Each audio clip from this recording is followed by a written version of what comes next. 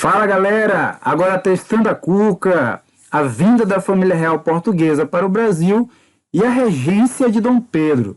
Vamos testar o que a gente aprendeu e aproveitar algumas questões também para ver o que não foi dito na teoria. Professor Elvis John, Elvis História, vamos seguir. Primeira alternativa. A chegada da família real e da corte portuguesa ao Rio de Janeiro em 1808 introduziu grandes mudanças na sociedade brasileira. Os grandes proprietários rurais e negociantes aglutinaram-se ainda mais do que antes ao redor da família real. Isso permitiu que, no contexto da independência de 1822, alguns fenômenos permanecessem, ok? Tendo em vista esse processo, considere as seguintes afirmativas. Primeiro, a escravidão foi mantida sem que os poucos questionamentos a ela conseguissem prevalecer nem nos projetos de independência, nem na elaboração de um projeto constitucional em 23, nem ainda na Constituição outorgada de 1824. Perfeito. 2. O fim do laço colonial formal com Portugal permitiu a intensificação da relação de dependência frente à Inglaterra. Perfeito, pois tornamos independentes de Portugal, mas vêm os acordos, né? Os acordos que vão prender o Brasil à Inglaterra, como de 1808 e 1810.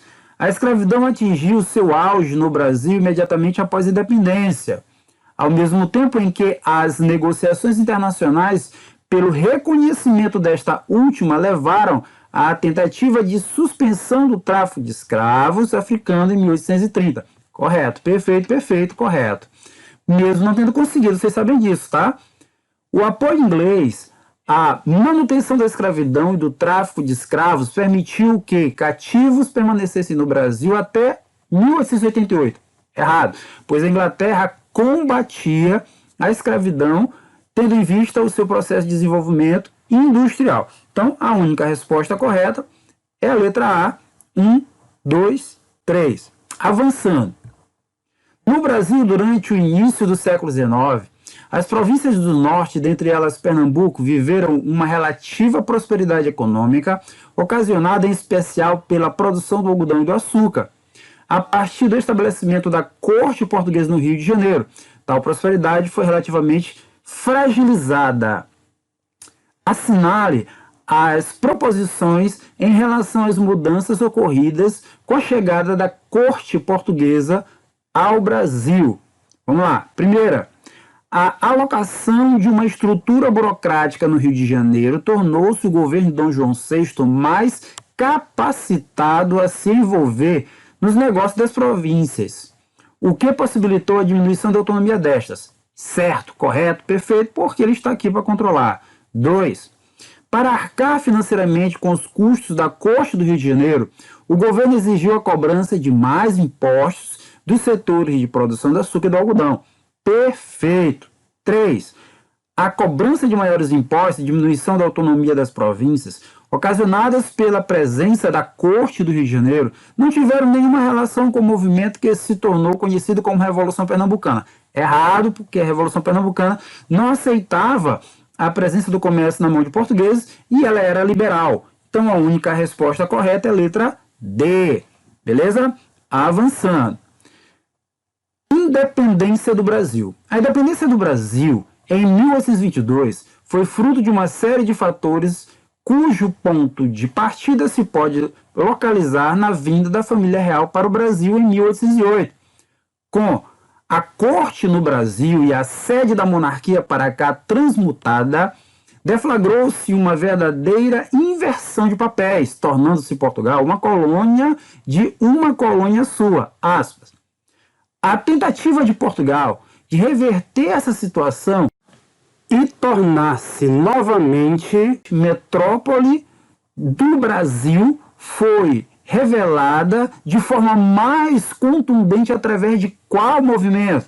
Com certeza, a Revolução Liberal do Porto. Perfeito, pessoal? Letra B. Mackenzie. A nação independente continuaria subordinada à economia colonial, passando do domínio português à tutela britânica. A fachada liberal, construída pela elite europeizada, ocultava a miséria e a escravidão da maioria dos habitantes do país. Emília Viotti. A interpretação correta do texto anterior sobre a independência do Brasil seria qual? Letra A. A nossa independência caracterizou-se pelo processo revolucionário que rompeu socialmente com o passado colonial. Claro que está errado, né, pessoal? Não faz sentido. A gente continua com esse passado colonial e continua escravista. Letra B. A preservação da ordem estabelecida, isto é, a escravidão, latifúndios e privilégios políticos da elite, seria garantida pelo novo governo republicano. O governo foi monarquista. Letra C. A rápida transformação da economia foi comandada pela elite portuguesa e econômica interessada na suspensão da ordem colonial. Não, pelo contrário. A ordem colonial ela é mantida. Letra D.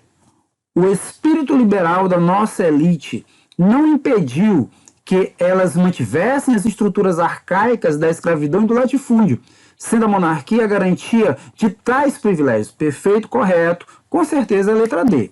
Letra E. O rompimento com a dependência inglesa foi inevitável, já está errado, devido aos tratados, já que após a independência o governo passou a incentivar o mercado interno e a industrialização.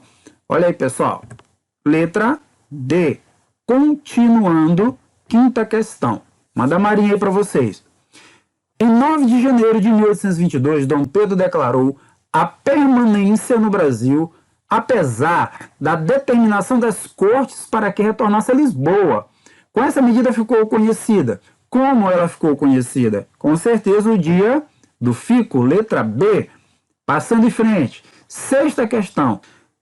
No contexto da independência política do Brasil de Portugal, é correto afirmar que, no Congresso de Viena, os adversários de Napoleão I tomaram várias decisões a favor do liberalismo. Está errado, eles eram absolutistas. Letra B. A Revolução Constitucionalista do Porto de 1820 defendia a ampliação do poder real. Na verdade, ela era liberal. Como é que ela defende a ampliação do poder real? Errado. Letra C. O regresso de Dom João VI a Lisboa significou a vitória da burguesia liberal portuguesa? Com certeza, porque ele volta para jurar fidelidade a uma Constituição liberal, apesar de deixar seu filho aqui como estratégia. D. Ao jurar a Constituição de 24, Dom Pedro I aderiu às teses democráticas? Está errado. Dom Pedro I impõe, lá no primeiro reinado, uma Constituição absolutista com o quarto poder. Letra E. A abertura dos portos e os tratados de 1810 fortaleceram o comércio português? Pelo contrário, enfraqueceram e fortaleceram o comércio que? Inglês. Então, letra C. Beleza? Um forte abraço para todos vocês. Beijo no coração. A gente se vê depois de História em Cena. Valeu!